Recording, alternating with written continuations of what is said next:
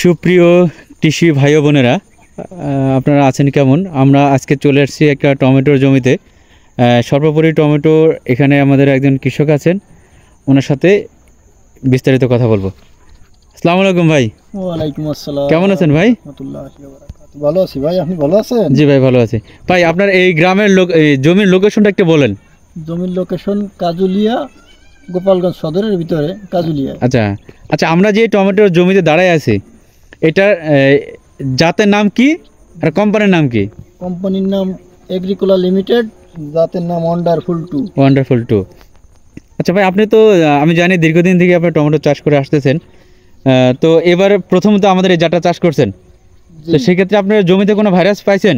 না, গাছের কোনো রোগ বালাই নাই, গাছ খুব সুন্দর হয়েছে এবং ফলের দিক দিয়েও পরিপূর্ণ আছে। আচ্ছা, আমরা যদি অলরেডি আমরা একটু দেখানোর চেষ্টা করতেছি, ফল তো সেট হয়ে গেছে না ভাই? জি জি, এই যে ফল কিন্তু অলরেডি সেট হয়ে গেছে, হয়তো 5 থেকে 10 দিনের ভিতরে হয়তো টমেটো বিক্রি করতে পারবে।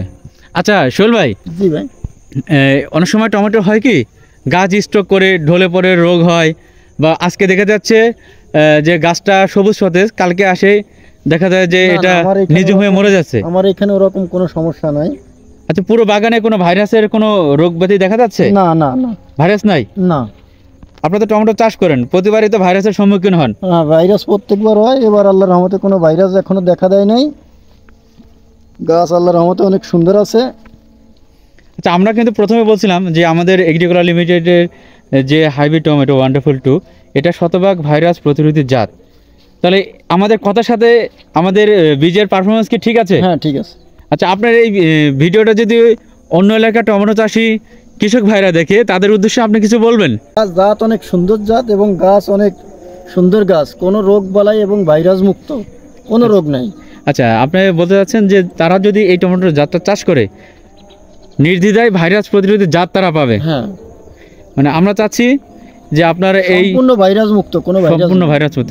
ইনশাআল্লাহ আপনার এই বাগানের যে ভিডিও ধারণটা আমরা সকল কৃষককে দেখাবো, এবং আপনার মতো তারাও যেন টমেটো চাষে নির্দ্বিধায় লাগাইতে পারবে। ইনশাআল্লাহ। সবচেয়ে আমরা জানি যে টমেটোর ভিতরে সবচেয়ে একটা গুরুত্বপূর্ণ যেই প্রবলেমটা আমরা ফেস করি, সেটা হলো টমেটোর গাছ মানে ফুল আসার পরে ফল যখন সেট হয়ে যায়, তখনই ভাইরাস আক্রমণ শুরু হয়ে যায়, এবং প্রতিদিন কোনো না কোনো বাগানেই গাছ মরা শুরু হয়। তবে না, আমার এখানে এখনো কোনো গাছ ইনশাল্লাহ মারা যায় নাই এবং কোনো ফলেরও কোনো সমস্যা হয় নাই।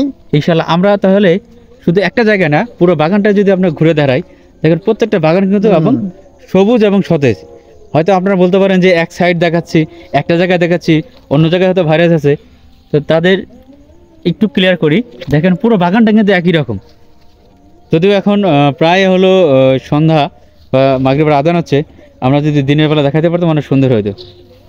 এই দেখেন একদম ফুল সেট হয়ে গেছে এবং প্রচুর পরিমাণে ফুল আছে। তাই সোহেল ভাই, আপনাকে অসংখ্য ধন্যবাদ এত সুন্দর একটা বাগান তৈরি করার জন্য এবং আমাদের যাত্রী চাষ করার জন্য।